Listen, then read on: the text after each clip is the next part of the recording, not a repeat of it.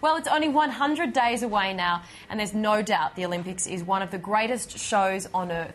But most great shows, of course, come with a great price tag too. So the host country needs to make sure it gets a return on the investment, providing an economic benefit both during the Olympics and long after the closing ceremony is completed. So Alan Collins has been part of the London 2012 Olympic movement since the start and is charged with the job of ensuring the Olympics has long-term benefits as Managing Director for Olympics Legacy, the UK Trade and Investment. He joins me now from Canberra. Sir Alan, thank you very much for your time. I guess you could start by just telling us in a bit more detail what the job of Olympics Legacy actually is. Well, we spent a lot of money on the Olympic Games and we made a lot of promises about the legacy that they would bring. And the United Kingdom Trade and Investment is the British agency responsible for driving up investment to the UK and getting British companies exporting.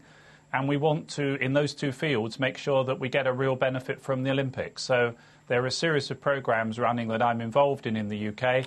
And we're really determined to get some economic benefit for British businesses out of having this once-in-a-lifetime opportunity in London. Yeah, I mean, how do you even describe to businesses and to even the people of Britain the opportunity when you say it's once in a lifetime? How do you explain, in fact, the practicalities of making that into an investment, though? An investment opportunity or a business opportunity, something to leverage off? Well, I think everyone in the UK is very excited about the Olympics. The excitement is palpably building in London now. You can't walk around London without seeing the Olympic signs or a headline about the Olympics in somebody's newspaper. So I think everybody gets it. And it's a lot more than London. It's across the UK that the business are going to benefit and around the world because all our embassies and high commissions everywhere are going to be doing their own events to celebrate the Olympics in every sense, including the business side. So business is mobilised. We're very much in touch with business associations, the Confederation of British Industry and other groups. And everyone's looking at the programme that we're putting together for before the Games, at Games time and after the Games to give us this legacy that we need.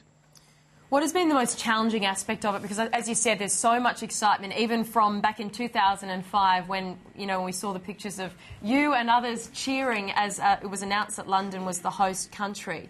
But when you actually get into the nitty-gritty, when kind of excitement becomes reality and it kind of hits you, what has been the most challenging aspect of this?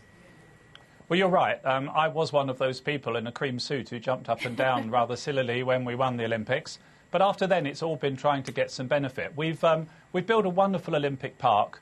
We've regenerated the East End of London. That was one of the big promises, that we would take an area of London that was seriously deprived, seriously derelicted, and turn it into a most wonderful part of London. I think anyone who's been out and seen the Olympic Park can see that's really succeeded. It's been on time, on budget, which is almost unique for an infrastructure project costing £9 billion sterling. And that's something that busts the myth that Britain can't do a big infrastructure project. So companies that have been working on that can take those credentials around the world, and that's something we've been working on doing with them. We've launched the British Business Club, which is going to, we hope, have a lot of Australian businesses joining it, because our aim is for 10,000 British and 5,000 international businesses.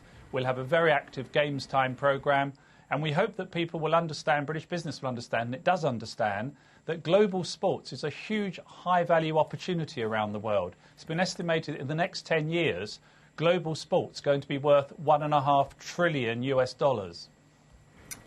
I know part of what you're trying to do as well is encourage inward investment from overseas.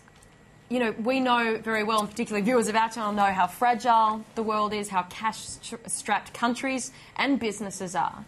What exactly is the investment proposition that you sell at the moment? Well, I guess what we're showing is that Britain's open for business. People will come, they'll celebrate the Games, they'll see what a wonderful multicultural society we have, what an open society, what a great society it is for doing business. They'll see how we can run the Olympics, and they'll see that, therefore, Britain is the place. If you want a base in Europe, if you want a headquarters in Europe, this is the place to aim for. That's certainly a message that gets through to Australian companies. They're some of our biggest investors in the UK, and the Olympics is going to enhance that message. And some of the actual events that we stage during the Olympics itself, there'll be 18 major business summits held at Lancaster House, which is the premier government location in London. It's where some very famous conferences have taken place. That will start on the 26th of July with a big investment conference that the Prime Minister is hosting and has invited a number of world leaders to. And that's going to showcase how important investment is for global growth around the world and what Britain has to offer. Economically, though, obviously Britain is struggling along with a lot of Europe. I mean, I guess you can. There is that proposition, but there's plenty of other places in the world that people can put money in, other regions that really are booming. I mean, how tough is it to actually attract investment right now?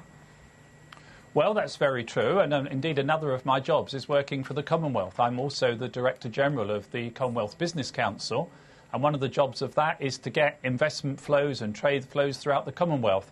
And it's indeed true that, for example, in Africa there are booming economies with high growth rates and some very good potential for investment. And we're working very hard on that on the Commonwealth side, again, with a lot of support and attention from Australia.